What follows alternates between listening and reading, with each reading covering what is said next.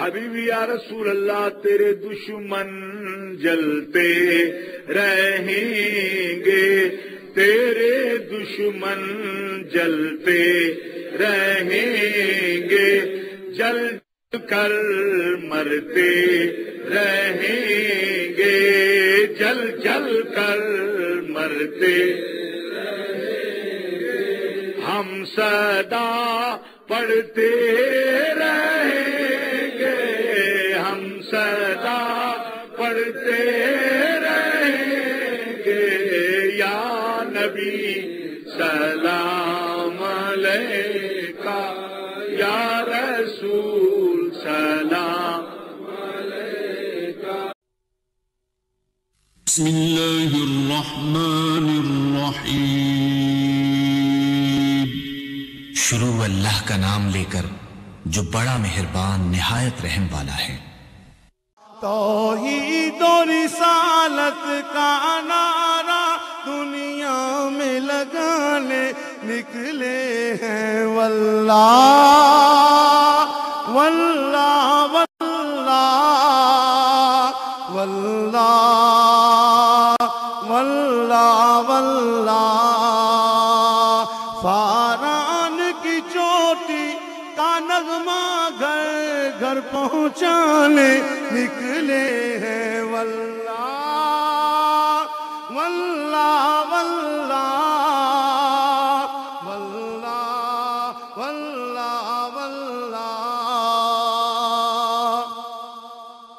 قرآن کی دولت سینوں میں، سنت کا پھریرا ہاتھوں میں، قرآن کی دولت سینوں میں، سنت کا پھریرا ہاتھوں میں، گلہائے صداقت کی خوشبو دل دل میں بسانے نکلے ہیں، واللہ واللہ واللہ واللہ واللہ واللہ۔ جنہیں فرق نہیں کرنا آتا اللہ۔ اس دوران ہمارے اسٹیج کی زینت بنے ناموس رسالت کی قانونی جنگ لڑنے والے ملت اسلامیہ کے عظیم سپوت جسٹس میاں نذیر اختر صاحب تشریف فرما ہوئے، اور ان کے ساتھ انجمن طلباء اسلام کے کارواں سے پاکستان کی عدالتوں تک عشق رسول کا پیغام عام کرنے والے اور عشق رسول کا علم بلند کرنے والے جناب محترم حضرت جسٹس ریٹائرڈ میاں محمد نذیر غازی صاحب تشریف فرما ہوئے۔ ہم ادارہ صراط مستقیم کی قیادت کی طرف سے اور اراکین کی طرف سے صمیم قلب سے ان ہستیوں کو خوش آمدید کہتے ہیں، اور ساتھ ہی میں ملتمس ہوں جناب حضرت محترم جسٹس ریٹائرڈ میاں محمد نذیر غازی صاحب سے کہ وہ آئیں اور اپنے اظہار خیال فرمائیں۔ جن ان کی آمد سے پہلے نعرہ لگائیں، نعرہ تکبیر، نعرہ رسالت، آقا تیری شان پر، آقا تیری شان پر، آقا تیری شان پر۔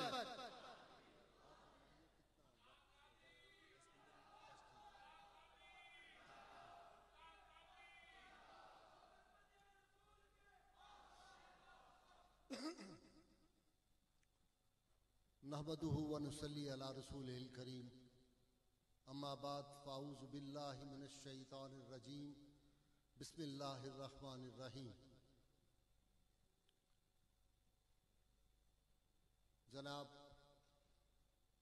علامہ محمد اشرف جلالی صاحب، جسٹس میاں نذیر اختر صاحب، مشائخ اعظام، علماء کرام اور شمع رسالت کے پروانوں، مجھے آپ کی قسمتوں پر رشک آ رہا ہے۔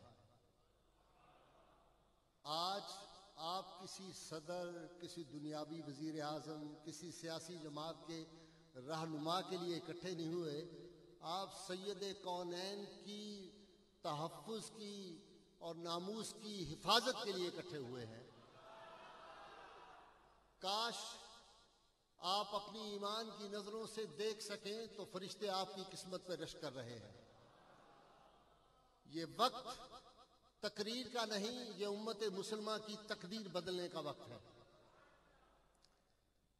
گفتگو کو انتہائی مختصر کرتے ہوئے اور دو ٹوک باتیں کرنے کے لیے ایک بنیادی بات آپ لوگ ذہن میں رکھیں کہ یہ ملک ہمارے بزرگوں نے بنایا تھا، اس ملک کی حفاظت ہمیں کرنا ہے، اس ملک کا امن سب سے زیادہ ہماری ذمہ داری ہے۔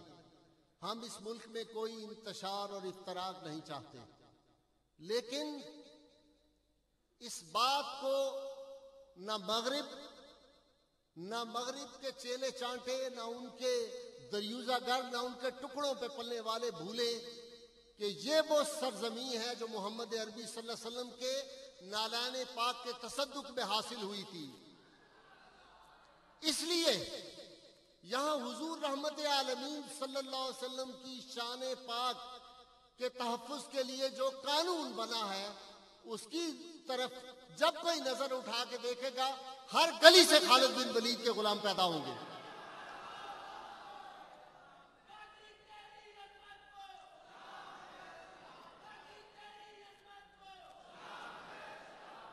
آج کل ٹیلی ویژن پر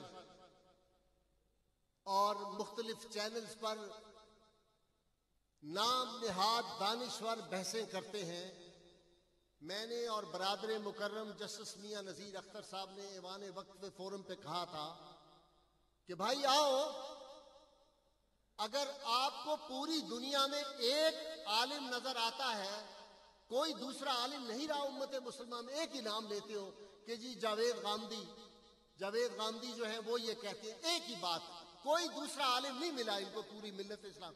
میں نے کہا اگر ایسی بات ہے تو یہ اشرف جلالی سے آئے اور آ کے مناظرہ کرے، بات صاف ہو جائے گی۔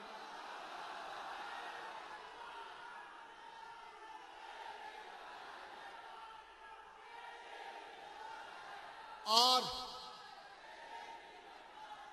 میں پوری ذمہ داری سے آپ سے عرض کرتا ہوں، جاوید غامدی صاحب کے قریب ترین دوست نے، وہ تو بھاگ گیا، یہاں سے دفع ہو گیا، میں نے لطیفے کے طور پہ آپ کو سنا دوں۔ ایک ہمارے دوست بڑے سادہ سے وکیل ہیں، مجھے کہنے لگے یہ روز ٹیلی ویژن پہ وہ جو جاوید غامدی صاحب کے حوالے سے بات، وہ جاوید غامدی کہتا ہے کہ نس کیا ہوتی ہے، نس سے ثابت کریں۔ آپ کو تو پتہ ہے نا نس کا علماء کرام ہے، اس لیے میں اس کی تفصیل میں نہیں جانا چاہتا۔ تو میں نے کہا یار بس نس کو اتنا ہی سمجھو کہ یہ نس کے ملائیشیا چلا گیا ہے، پاکستان کی سرزمین میں نہیں رہا۔ اگر جاوید غامدی حق پہ ہوتا، ارے اپنی گردن کٹا دیتا۔ جو لوگ حق پہ ہوتے ہیں ان کو یہ ڈر ہوتا ہے کہ ملائیشیا کی سرزمین پہ بھاگ جائیں۔ رسول اللہ صلی اللہ علیہ وسلم کی ناموس، ہماری مائیں جب ہم پیدا ہوتے ہیں، ہمارے کان میں جو اذان کہی جاتی ہے اس کا مطلب کیا ہوتا ہے؟ وہ مطلب یہ ہوتا ہے کہ پہلے دن اعلان ہو جاتا ہے تم محمد عربی کے غلام ہو۔ ہماری ماں نے ہمیں دودھ میں عشق مصطفیٰ صلی اللہ علیہ وسلم پلایا ہے۔ اللہ کی قسم، اگر کوئی مسلمان ناموس مصطفیٰ پہ اپنی جان قربان کرنے کی تیار نہیں ہوتا، وہ اپنی ماں کے دودھ سے بے وفائی کرتا ہے۔ اور وہ جو قرآن حکیم کی آیت ہے، میں نے تمام مسالک علماء جمع تھے، میں نے کہا میں اس درجے کا عالم دین نہیں ہوں، ایک طالب علم ہوں، میرا شوق ہے دین کا مطالعہ۔ وہ جو ہے نا کہ نبی صلی اللہ علیہ وسلم کی شان پاک میں کافر گستاخی کیا کرتا تھا، تو اللہ نے فرمایا قرآن حکیم میں، کیا میاں صاحب وہ آیت کا آخری لفظ ہے،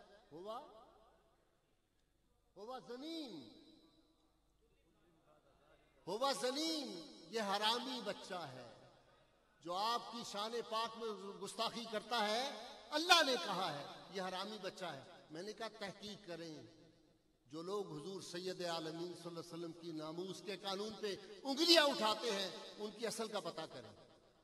اللہ کا قرآن غلط نہیں ہو سکتا، کہیں نہ کہیں کوئی گڑبڑ ضرور ملے گی۔ تو اسی مجلس میں ایک عالم دین اٹھے، انہوں نے ایک دو آدمیوں کا نام لے دیا، انہوں نے کہا ان کے بارے میں ہم ذاتی طور پہ جانتے ہیں۔ میں نے کہا اللہ کا قرآن غلط ہو نہیں سکتا، اللہ نے کہہ دیا جو میرے محبوب صلی اللہ علیہ وسلم کی شان پاک میں گستاخی کرنے والا اس کی اصل میں کوئی گڑبڑ ہے۔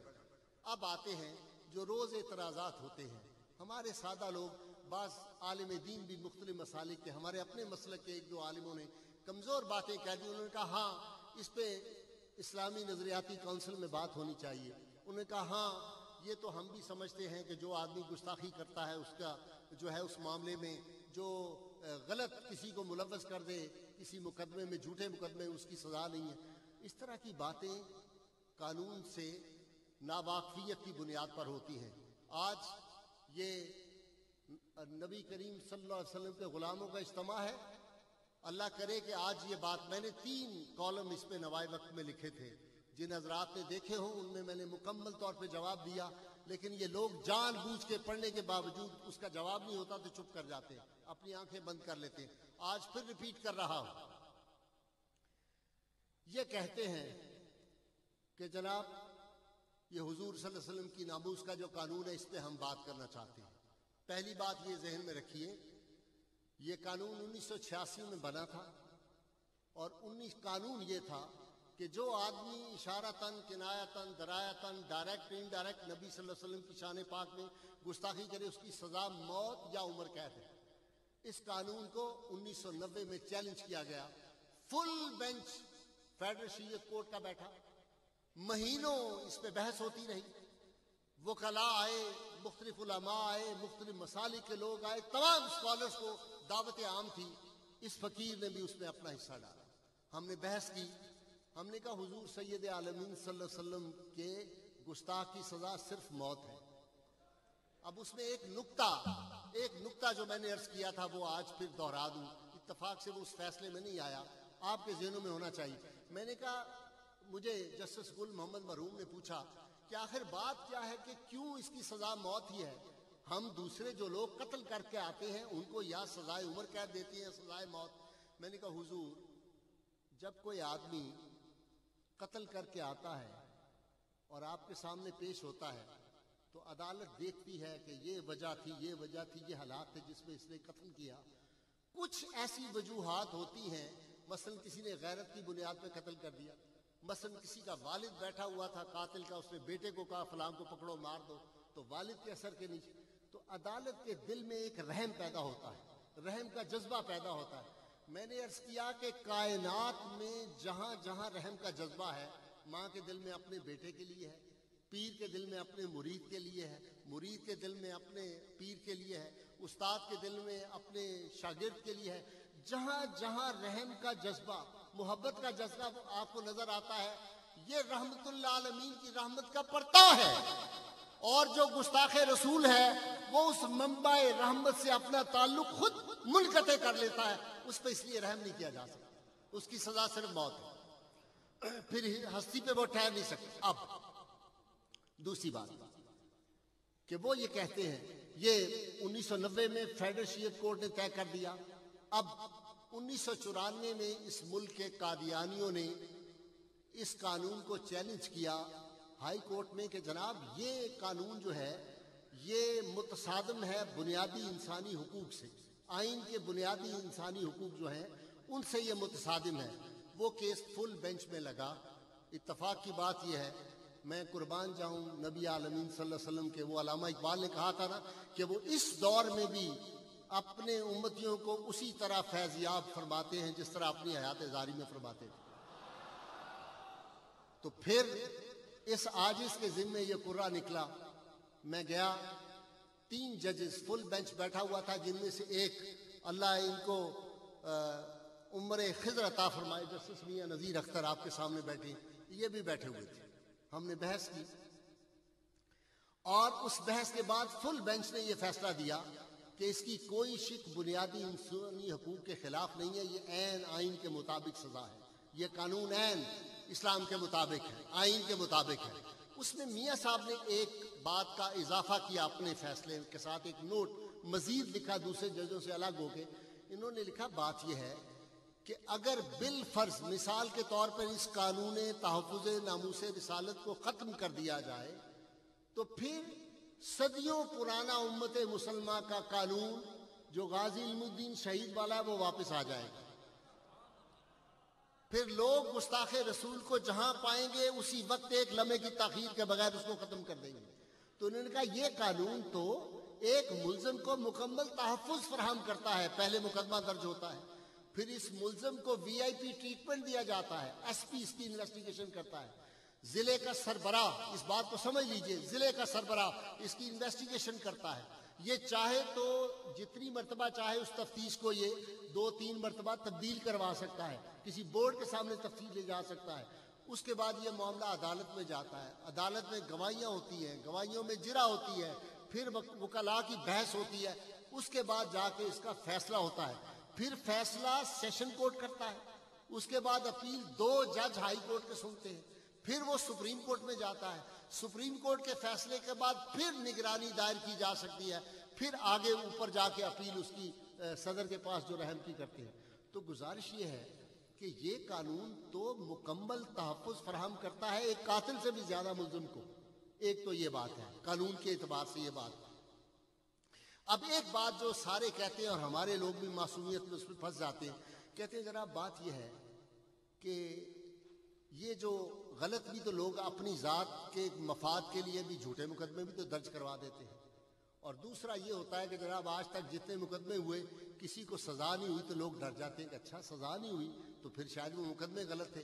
مقدمے غلط نہیں ہوتے، عدالتیں اتنا اس معاملے میں محتاط ہوتی ہیں کہ ذرا سی گنجائش بھی اگر کہیں نکلتی ہے ٹیکنیکل گراؤنڈز پہ تو وہ ملزم کو بری کر دیتی ہے، ملزم کو شک کا فائدہ دے کے چھوڑ دیتی ہے، یہ نہیں ہوتا کہ وہ مقدمے جھوٹے ہوتے ہیں۔ اور دوسری بات وہ جو یہ کہتے ہیں کہ جی یہ جھوٹے مقدمے کا کوئی ایسا حل نہیں ہے کہ کوئی جھوٹا مقدمہ اندراج نہ کرا سکے، تو یہ بات خاص طور پہ میں آپ کو رجسٹر کروانا چاہتا ہوں۔ پاکستان کے قانون تعزیرات پاکستان کی دفعہ 194، دفعہ 194 یاد کر لیں، ہر روز ٹی وی پہ یہ بکواس ہمیں سننے کو ملتی ہے، اور یہ جو گورنر والا واقعہ ہوا اور وہ جہاں اس کو پہنچنا تھا پہنچ گیا، اس کے بعد یہ بحث پھر نئے سرے سے یہ شروع کر دی گئی ہے جان بوجھ کے۔ ہمارا امتحان کتنا لینا چاہتے ہو؟ ہماری محبتوں کا، ہمارے عشق کے رسول کا امتحان کتنا لینا چاہتے ہو؟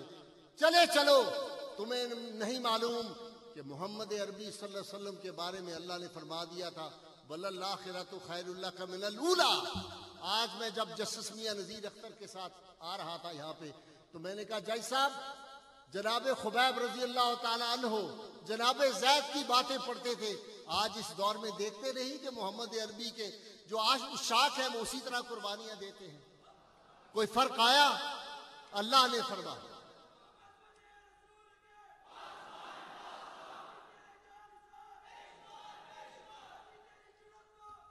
194 دفعہ میں یہ لکھا ہوا ہے تعزیرات پاکستان میں، جو کوئی شخص کسی آدمی کو ایسے جھوٹے مقدمے میں ملوث کرے جس کی سزا موت ہو، تو جھوٹی گواہی دینے والے یا جھوٹے مقدمے ملوث کرنے والے شخص کی سزا عمر قید ہوگی۔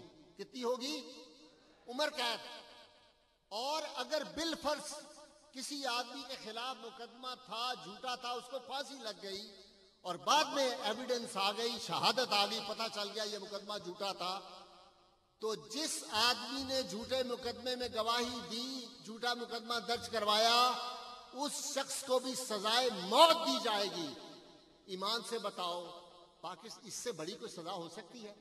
روز ٹیلی ویژن پہ جان بوجھ کے کہتے ہیں کہ جی جھوٹے مقدمات کے اندراج کا روکنے کا یا اس کے خلاف جھوٹے مقدمات کو جو ہے اس کی سزا کچھ زیادہ نہیں۔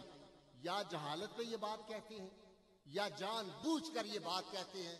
اور ایک بات عرض کر دوں، ہم کسی کے قتل کے حق میں نہیں ہیں، لیکن ایک بات سوچنے کی ہے پوری ملت اسلامیہ، پوری قوم کے لیے، کہ بتائیے ایک عورت، اس کو سزا قانون کی عدالت نے دی تھی، اور یہ قانون کی پاسداری تھی کہ جا کے سب قانون کو رون دیا جائے اور کہا جائے کہ میں اس قانون کو نہیں مانتا، کہا جائے میں اس عدالت کو نہیں مانتا۔ یہ بات غیر قانونی کس نے شروع کی؟ بھائی ہم تو اس ملک میں قانون کی عملداری چاہ رہے ہیں، ہم بار بار کہتے ہیں اس قانون کو رہنے دو، قانون کی عملداری رہنے دو. یہ کون ہے جو جا کے قانون کی دھجیاں بکھیرتا ہے؟ اور جب آپ قانون کی دھجیاں بکھیریں گے تو پھر نتائج اسی طرح کے سامنے آئیں گے. اس لیے یہ وقت ہے اس سوچنے کا. بیٹھیں. یہ جو دانشور ہیں وہ اس قوم کے مزاج کو سمجھیں, اس قوم کے ایمان کو سمجھیں. حضور رحمت عالمین صلی اللہ علیہ وسلم نے ارشاد فرمایا, آپ کے صحابہ بیٹھے تھے, آپ نے ارشاد فرمایا میرے صحابہ مجھ سے محبت کرنے والوں میں صرف تم ہی شامل نہیں ہو, بلکہ مجھ سے محبت کرنے والوں میں وہ لوگ بھی شامل ہوں گے جو تمہارے بعد آئیں گے. ان کی آرزو یہ ہوگی کہ کاش ان کا مال, جان, اولاد سب کچھ قربان ہو جائے اور وہ میری ایک جھلک دیکھ سکے. جب حسن تھا ان کا جلوہ نما, انوار کا عالم کیا ہوگا, ہر کوئی فدا ہے بن دیکھے دیدار کا عالم کیا ہوگا. تم اس بات کو نہیں سمجھتے, اس لیے اب یہ چیپٹر بند ہونا چاہیے. اس پہ روز روز کی بحث ختم ہونی چاہیے. اس ملک کی سب سے بڑی شرعی عدالت کے فل بینچ نے فیصلہ دے دیا, اس ملک کے ہائی کورٹ کے فل بینچ نے فیصلہ دے دیا. جس کو کسی نے آج تک چیلنج نہیں کیا وہ اس ملک کا قانون ہے. عدالتوں نے فیصلہ کر دیا, اسمبلی نے قانون بنا دیا, قانون کی کتابوں میں آ گیا. اب پھر ہر روز تمہارے چاہنے سے چند لوگوں کے, اور وہ بھی لوگ ایسے, کل مجھے شرم آئی ٹیلی ویژن پہ جو لوگ اس قانون کے خلاف نکلے تھے اور بظاہر قتل ہونے والے گورنر کی حمایت میں, ان میں مجھ کچھ ایک ایسی خاتون نظر آئی, اللہ معاف کرے, ان کا خامد اپنے دوستوں میں بیٹھ کے کہا کرتا تھا یارو ہماری بھی کوئی زندگی ہے, ہمیں تو اپنے گھر میں بھی جا کے اچھی طرح کنڈا کھڑکا کے بیڈ روم میں جانا پڑتا ہے. یہ لوگ ہیں. تم سمجھ نہیں سکتے محمد عربی کی عصمت کو. اور اس ملک کے فرزند اپنی ماں اور بیٹی کو گالی برداشت نہیں کرتے, وہ اس پہ بھی نکل آتے ہیں, اپنی جان قربان کر دیتے ہیں اپنی ماں اور بیٹی کی. اور یوم ازل سے لے کر, روز ازل سے لے کر شام ابد تک جتنی کائنات کی مائیں, جتنی بہنیں, جتنی بیٹیاں, ان سب کی عزت کو جمع کر لو, عصمت کو جمع کر لو, مصطفیٰ کی عصمت اس سے بھی بلند تر. تم کیا سمجھتے ہو؟ ٹیسٹ لینا ہے, امتحان لینا ہے. کتنے غازی علم الدین شہید چاہتے ہو, کتنے ممتاز قادری چاہتے ہو, ہر گلی ہر محلے سے پیدا ہوں گے. چلو اس جنگ کو بند کرو, تم بھاگ جاؤ گے. اللہ کی قسم ہماری آنے والی نسلیں جو ہیں وہ بھی رسول اللہ پہ اپنی جانیں قربان کرتی جائے گی. ہم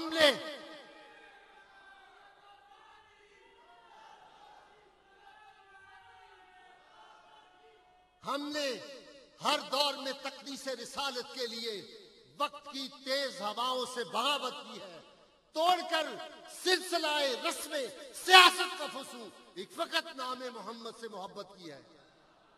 آپ دیکھ لو, یہ عام سا بندہ ہے, ہم نے تو پہلی دفعہ ٹیلی ویژن پہ دیکھا, اور جاؤ یوٹیوب کھول کے دیکھو, جب اس کو الیکٹرک شارٹ بھی کہتے ہیں, جو اخبارات میں ہم نے دیکھا, جو آیا ہے اس کے وکلاء نے کہا کہ اس کو الیکٹرک شارٹ دیے گئے, اس کے باوجود اس نے جو نعت پڑھی ہے وہ سننے کے قابل ہے. وہ کہتا ہے یا رسول اللہ تیرے چاہنے والوں کی خیر. پھر بھی بھائی اس بات کو سمجھو, اس بات کو سمجھو.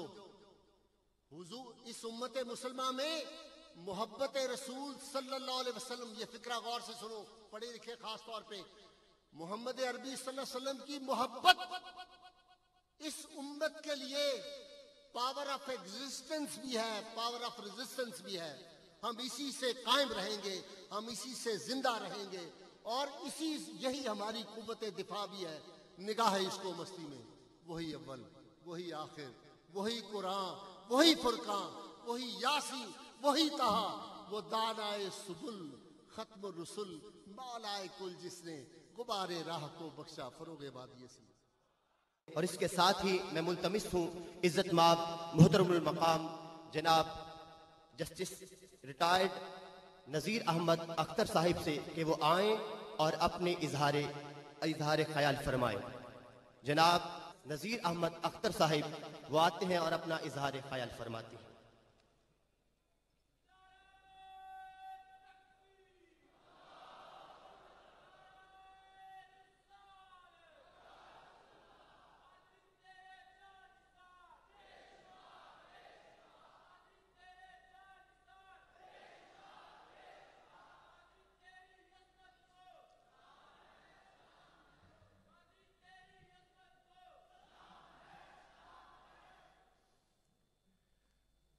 بسم اللہ الرحمن الرحیم. الصلاۃ والسلام علیک یا سیدی یا رسول اللہ. الصلاۃ والسلام علیک یا سیدی یا حبیب اللہ. الصلاۃ والسلام علیک یا سیدی یا نبی اللہ. الصلاۃ والسلام علیک یا سیدی یا خاتم النبیین. الصلاۃ والسلام علیک یا سیدی یا شفیع المذنبین. الصلاۃ والسلام علیک یا سیدی یا جد الحسن والحسین. الصلاۃ والسلام علیک یا سیدی یا مولانا و مولا الثقلین. الصلاۃ والسلام علیک یا سیدی یا محمد الرسول اللہ صلی اللہ علیہ وآلہ وسلم. محترم المقام جناب حضرت ڈاکٹر محمد اشرف آصف جلالی صاحب، محترم صوفی غلام سرور صاحب بکی شریف، محترم پیر طریقت میاں محمد سیفی حنفی صاحب، محترم برادر عزیز جسٹس نذیر احمد غازی صاحب، سب سے پہلے میں اور محترم معزز سامعین، سب سے پہلے میں ڈاکٹر صاحب کو مبارکباد پیش کرتا ہوں کہ آج انہوں نے ناموس رسالت کے تحفظ کے حوالے سے اس شاندار تقریب کا اہتمام کیا. یہ محض ایک جلسہ یا تقریب نہیں، بلکہ پوری قوم کو اور بیرون ملک تمام اقوام کو یہ